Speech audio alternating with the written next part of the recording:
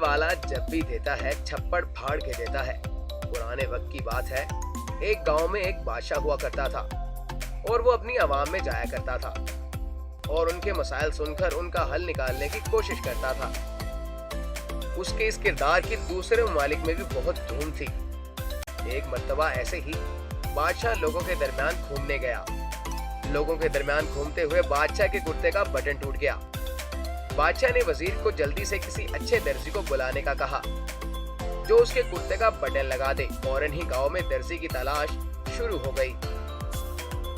اتفاق سے اس گاؤں میں ایک ہی درزی تھا جس کی ایک چھوٹی سی دکان تھی۔ درزی کو بادشاہ کے پاس لایا گیا۔ میرے کرتے کا بٹن لگا سکتے ہو؟ جی حضور، یہ تو چھوٹا سا کام ہے۔ درزی نے جلدی سے سوئی دھاگا نکالا اور بٹن لگا دیا۔ بھائی کتنے پیسے ہوئے تمہارے کام کے؟ بادشاہ سلامت، یہ تو چھوٹا سا کام تھا، میں آپ سے اس کے پیسے نہیں لے سکتا۔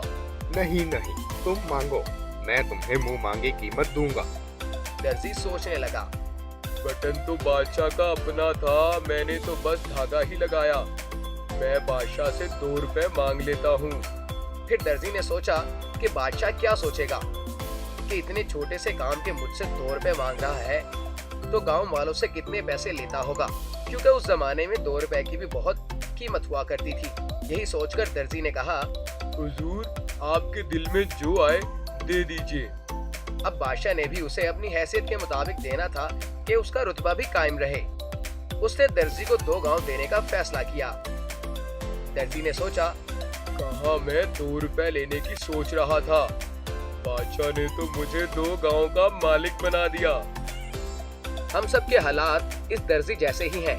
ہم روز اللہ پاک سے کچھ نہ کچھ مانگتے ہیں، لوگ مسجد جا کر بھی فریاد کرتے ہیں، پر ہماری سوچ اس درزی کی طرح ہی ہے۔ ہم یہ نہیں سمجھتے کہ شاید اللہ پاک ہمیں کچھ بڑا دینے کی سوچ رہا ہو۔ تو میرے دوستو، ہمیشہ نیک کام کرو، باقی سب اللہ پر چھوڑ دو۔ جب وہ اپنے حساب سے دیتا ہے تو بے حساب دیتا ہے۔